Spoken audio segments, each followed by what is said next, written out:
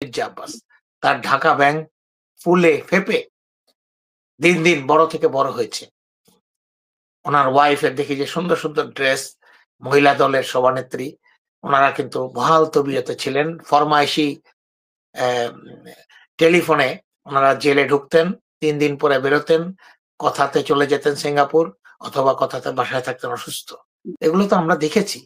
দেশের জনগণ আমরা দেখেছি। জামাতকে শায়েস্তা করার জন্য আওয়ামী লীগ ঠিক ছিল। তো বিএনপিকে শায়েস্তা করার জন্য কারা ঠিক ছিল? বিএনপি কেন শায়েস্তা ছিল? কেন বিএনপি ১৫ বছর ১৬ বছরে কোন আন্দোলন সফল হতে পারেনি? কেন তাদের ব্যবসা-বাণিজ্য নষ্ট হয়নি? কারণ কেন তৃণমূলের লোকজন নির্যাতিত, নিপীড়িত হয়েছে, গুম হয়েছে, খুন হয়েছে? এই নেতাগুলো আমির খসরু সহ তাদের ব্যবসা-বাণিজ্য, তাদের চাল-চলন, আচার-আচরণ কোন কিছুতে পরিবর্তন হয়নি। কয় আমির খসরুর হোটেল সারিনা তো একদিনের জন্য বন্ধ। বিএনপি স্থায়ী কমিটির সদস্য, তো গুরুত্বপূর্ণ টপ নেতাদের একজন। উনি যে বক্তব্যটা দিলেন, এটা কি আপনি মনে করেন হঠাৎ করে দিলেন? গত ১ বছর ১.৫ বছরের ৫ই আগস্টের পরবর্তীতে বিএনপির যে কথাবার্তা, তার সাথে কিন্তু গত ১৫ বছর ১৬ বছরের যে নির্যাতন নিপীড়নের যে ইতিহাস, বিশেষ করে জিয়া পরিবারের প্রতি যে অত্যাচার অনাচার, শেখ হাসিনা এবং ভারতের মদতপুষ্ট তার যে এ সরকার করেছে, তার সাথে কি এই কথার কোনো সামঞ্জস্য পাওয়া যায়? উনারা কি একবারও ভুল মনে করতে পারেন না যে ১/১১ সরকারের আসার পরে কি নির্মমভাবে বেগম খালেদা জিয়া এবং তার ২ ছেলেকে মানসিক শারীরিকভাবে নির্যাতন করা হয়েছিল? এই ইতিহাস কি উনারা ভুলে গেছেন? হ্যাঁ, উনাদেরকে করা হয়নি। উনাদের কোনো আপনার নির্যাতনে শারীরিকভাবে কোনো অঙ্গহানিও হয়নি, ক্ষতিও হয়নি, শরীরে ফুলের টোকাও পড়েনি। বিশেষ করে মির্জা আব্বাস। তার ঢাকা ব্যাংক ফুলে ফেঁপে দিন, দিন বড় থেকে বড় হয়েছে।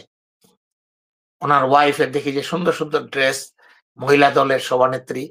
উনারা কিন্তু বহাল তবিয়তে ছিলেন। ফরমায়েশি অ্যা টেলিফোনে উনারা জেলে ঢুকতেন, ৩ দিন পরে বেরোতেন, কথাতে চলে যেতেন সিঙ্গাপুর অথবা কথাতে বাসায় থাকতেন অসুস্থ। এগুলো তো আমরা দেখেছি। দেশের জনগণ আমরা দেখেছি। আমরা বিএনপিকে ভালোবাসি। শহীদ রাষ্ট্রপতি জিয়া রহমানকে দেখে রাজনীতিতে এসেছি। বেগম খালেদা জিয়াকে ভালোবাসি। তারেক রহমানকে ভালোবাসি। এজন্য আমরা অনেক কিছু দলের বিপক্ষে যায় বলে বলি না। কিন্তু একটা পর্যায়ে উনারা যখন এই কথাগুলো বলেন, উনি যে বললেন আমরা এটা দেখেছি জামাতে ইসলামীর সাথে এটা হলো একটা ছোট বাচ্চা ছেলে, পাশের বাসার আরেকটা বাচ্চা ছেলের সাথে যদি ঝগড়াঝাটি হয়, তখন তারা এই ধরনের কথা বলে।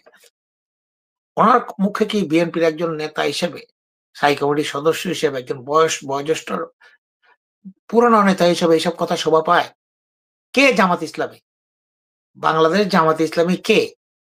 এটা কি বিএনপির অপরিচিত দল? এটা কি ৪০ বছরের জন্য বিএনপির সাথে সখ্য দল না? ১৮ বছরের জোট ছিল না বিএনপির সাথে? ৫ বছরের সরকার পরিচালনা করেনি ২০০১ থেকে ২০০৬ বিএনপি জামাত জোট সরকার? এগুলোকে আমরা বানানো কথা বলি? মন গড়া কথা বলি? তা উনি যে আজকে এটা কথাটা বলেছেন আমি খুশি হতাম উনি যদি বলতেন, জামাতের জন্য আওয়ামী লীগই ভালো ছিল, বিএনপির জন্য আওয়ামী লীগ ভালো ছিল খারাপ ছিল এটা যদি বলতেন খুশি হতাম। তার মানে বোঝা যাচ্ছে জামাতকে শায়েস্তা করার জন্য আওয়ামী লীগ ঠিক ছিল। তো বিএনপিকে শায়েস্তা করার জন্য কারা ঠিক ছিল? বিএনপি কেন শায়েস্তা ছিল? কেন বিএনপি ১৫ বছর ১৬ বছরে কোন আন্দোলন সফল হতে পারেনি? কেন তাদের ব্যবসা-বাণিজ্য নষ্ট হয়নি? কারণ কেন তৃণমূলের লোকজন নির্যাতিত, নিপীড়িত হয়েছে, গুম হয়েছে, খুন হয়েছে? এই নেতাগুলো আমির খসরু সহ তাদের ব্যবসা-বাণিজ্য, তাদের চাল-চলন, আচার-আচরণ কোন কিছুতে পরিবর্তন হয়নি। কয় আমির খসরুর হোটেল সারিনা তো একদিনের জন্য বন্ধ হয়নি। শুনেছি তার হোটেল নাকি প্ল্যান বহির্ভূতভাবে, নকশা বহির্ভূতভাবে এবং জায়গার মধ্যেও সমস্যা আছে। জায়গা দখল করে নাকি করেছেন। এটার ব্যাপারে তো কোথাও আওয়ামী লীগ কোন ব্যবস্থা নেয়নি। অথচ বেগম খালেদা জিয়াকে রাষ্ট্রের পক্ষ থেকে যে বাড়ি দেয়া হয়েছিল সংসদে গৃহীত হয়ে, সেই বাড়ির থেকে বেগম খালেদা জিয়াকে অন্যায়ভাবে শক্তি দিয়ে, জোর দিয়ে তাকে এখান থেকে বের করে দেওয়া হয়েছে। এবং উনি কেঁদেছেন যে আমাকে ধাক্কা দিয়ে বাড়ি থেকে বের করে দেওয়া হয়েছে। এর কোন বিচার কি বাংলাদেশে হবে না? আমরা দেখেছি। আজকে যেসব বিএনপি নেতা, আজকে যেসব বিএনপি কর্মীর কথা বলব না ভাই, কর্মীদের কোন কিছু করার নাই। নেতাদের কথা বলবো যারা আজকে এভার কেয়ার হসপিটালের সামনে দিন-রাত বসে আছেন, দিনাপিতাজ করছেন, কান্নাকাটি করছেন। তারা সেদিন সেই বাড়ি উচ্ছেদের সময় কোথায় ছিলেন? কোথায় ছিলেন? ঢাকা শহরে তো একটা হরতালও হয়নি। ঢাকা শহরে ৫০,০০০ লোক, ২ লাখ লোকের কোনো বিক্ষোভ হয়নি। বুঝলাম ক্যান্টনমেন্টের ভিতরে ঢোকা যায় না। ক্যান্টনমেন্টের গেটে তো যেতে পারত। দেশ অচল করে দিতে পারত। যে একজন বয়োবৃদ্ধ নারী ৩ বারের প্রধানমন্ত্রী, তাকে বাড়ি থেকে, বৈধ বাড়ি থেকে উচ্ছেদ করে দেয়া হলো। তার কোন রিঅ্যাকশন বিএনপি দিতে পারল না। আরো পক্ষান্তরে তার যে ফাইল, আইনি যে লড়াই চলছিল সুপ্রিম কোর্টে, স্টে অর্ডার ছিল এবং চলমান অবস্থায় সেই রায় না আসার আগেই তাকে উচ্ছেদ করা হয়েছে এবং তার দায়িত্বে ছিলেন তৎকালীন বিএনপির সাবেক আইনমন্ত্রী এবং বিএনপি স্থায়ী কমিটির সদস্য ব্যারিস্টার মওদুদ আহমেদ। আমরা শুনতে পাই তার ব্যক্তিগত বিভিন্ন সমস্যার কারণে তার বাড়িকে, তার যে দখল করা বাড়ি ছিল, বাড়িটা নাকি হাতছাড়া হয়ে যেত বিহারীদের বাড়ি। সেই জন্য উনি এটাকে হতে দিয়েছেন। আইনের মারপ্যাচ আমরা বুঝি না, আমরা লয়ার না, আমরা আইনজীবী না। কিন্তু উনারা তো বোঝেন। উনারা কেন এই কাঁচা কাজ করলেন এবং উনারা দেশের সাবেক প্রধানমন্ত্রীর দলের সভানেত্রী, চেয়ারপারসন, তাকে যদি আমরা তার বাড়ি উচ্ছেদ থেকে রক্ষা করতে না পারি, তাহলে কিসের আমরা দল করি?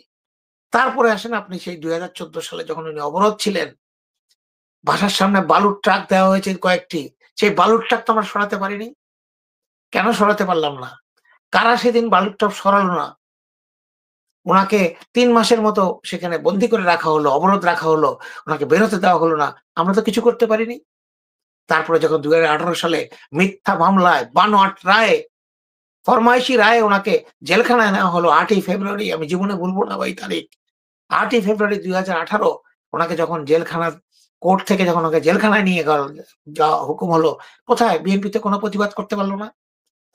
৫ লক্ষ লোকের একটা মিছিল তো করতে পারল না। বরঞ্চ শান্তিনগরে মোড়ে শিবির নাকি একটা মিছিল করে ওরা প্রতিবাদ করতে গিয়ে ২ জন শিবির কর্মী সেদিন নিহত হয়। ভুলে গেছেন আপনারা? লজ্জা লাগে বলতে? লজ্জা লাগে? কার ইশারায়? জামাত ইসলামীকে চিনেন না এখন। কার ইশারায়? কার হুকুমে? আমরা বারবার বলেছি বাংলাদেশের জনসাধারণের স্বাধীনতা, সার্বভৌমত্ব এবং ইসলামিক মূল্যবোধ সহ জিয়াউর রহমানের যে অনুসৃত নীতি ছিল, সবকিছু মিলিয়ে যদি সেটাকে রক্ষা করতে হয়, বিএনপি আর জামাত ইসলামীকে এক জায়গায় থাকতে হবে। ঐক্যবদ্ধ থাকতে হবে। কার ইশারায় বিএনপি জামাত আলাদা হয়ে গেল? কার ইশারায় বিএনপি জামাতের শত্রু হয়ে গেল? জামাত বিএনপির শত্রু হয়ে গেল? একে অপরের কাদা ছুড়াছুড়ি করছে, এমনকি সংঘর্ষ পর্যন্ত হচ্ছে। কে করেছে এটা? কার লাভ হবে? চিন্তা করে দেখেন জনগণ, আমি সবাইকে অনুরোধ করব, বারবার চিন্তা করেন। জামাত ইসলামী তো আমাদেরই অংশ ছিল। আমাদেরই জোটে ছিল, আমাদের বন্ধু ছিল, আমাদের ভাই ছিল। কেন তাদেরকে আমরা বাড়ি থেকে বের করে দিলাম? আজকে যে তারা নিজের পায়ে নিজে দাঁড়াচ্ছে, তারা ইলেকশন করবে, তারা নিজে ৩০০ সিট ইলেকশন করবে, তারা ক্ষমতায় যাওয়ার পরিকল্পনা তাদের আছে, ইচ্ছা তাদের আছে। এটার জন্য কে দায়ী? এটার জন্য তো আমরা দায়ী। আমরা তো তাকে ধাক্কা দিয়ে বাইরে বের করে দিয়েছি। তখন সে নিজে বাঁচতে শিখছে।